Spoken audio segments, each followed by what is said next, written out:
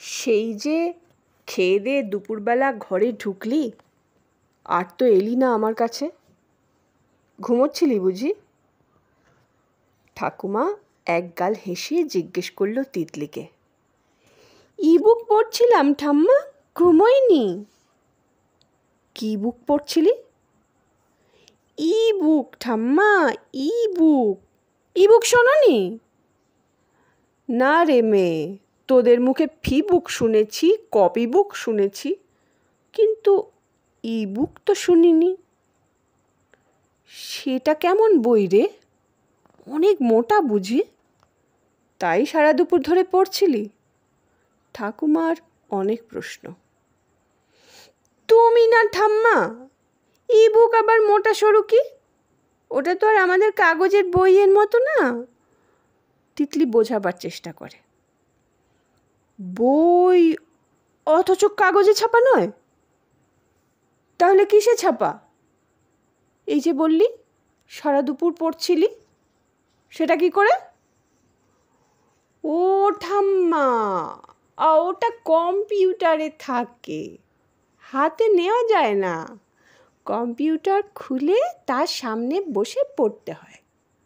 ওখানেও পাতা আছে, তবে ইবুকের পাতা কাগজের বইয়ের পাতার মতো নয়, হাতে নিয়ে পড়া যায় না।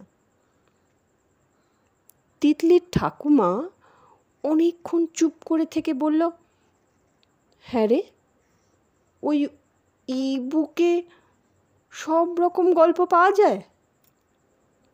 হ্যাঁ গো ঠাম্মা, দেশ বিদেশের সব বিখ্যাত গল্প, বিখ্যাত বই সব পাওয়া যায়। গোপাল ভাঁড়, ঠাকুমার ঝুলি, দাদামশায়ের থলে, ব্যঙ্গমা ব্যঙ্গমী, রূপকথা সব পাওয়া যায়।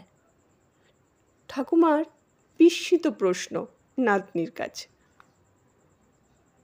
অত তো খুঁজে দেখিনি, থাকতেও পারে। কিন্তু যাই বলো ঠাম্মা, কোনো বই কিনতে হবে না, ক্লিক করো আর পড়ো। কি মজা, তাই না? ঠাকুমা একটু উদাস হয়ে বলল, তাই বুঝি তুই আমার কাছে আসিস না, তাই না রে তিতলি? তোর মনে পড়ে ছুটির দিন হলেই দুপুরবেলা খাওয়া দাওয়া শেষ করে আমার কোলে এসে বসতিস, আমি গপ্প শোনাতাম, কখনো মন থেকে, কখনো আবার নানান বই থেকে। তুই শুনতে শুনতে কত রকম প্রশ্ন করতিস, মনে পড়ে?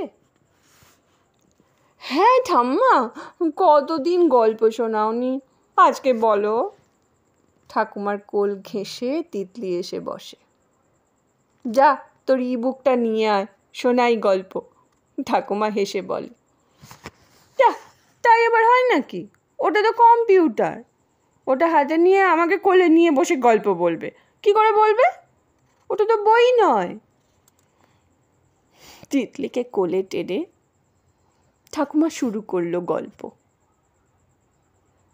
এক দেশে এক বিরাট পয়সাওয়ালা মানুষ ছিল। প্রাসাদের মতো বাড়ি, অনেকগুলো গাড়ি, চাকর বাকর, লোক লস্কর। তার ছিল একটাই মাত্র ছেলে। তাকে খুব ভালো লেখাপড়া করবার জন্যে পাঠিয়ে দিল বিদেশে। বিদেশ গিয়ে পড়াশোনা শেষ করে সেখানেই পেয়ে গেল চাকরি। এদিকে পয়সাওয়ালা মা বাবা চান ছেলে তাদের কাছে ফিরে আসুক। একবার ছেলে দেশে ফিরল। বিদেশ থেকে সঙ্গে এনেছে অনেক কিছু, তার মধ্যে একটা কম্পিউটারও আছে। মা বাবার শোয়ার ঘরে সেই কম্পিউটার বসিয়ে তার মাথায় লাগিয়ে দিল একটা ছোট ক্যামেরা।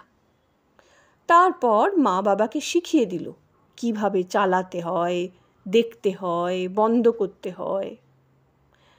কিছুদিন থাকার পর আবার বিদেশে ফেরার পালা। মা বাবা কান্না চেপে বলল, আমাদের কাছে থাকলেই ভালো হতো না?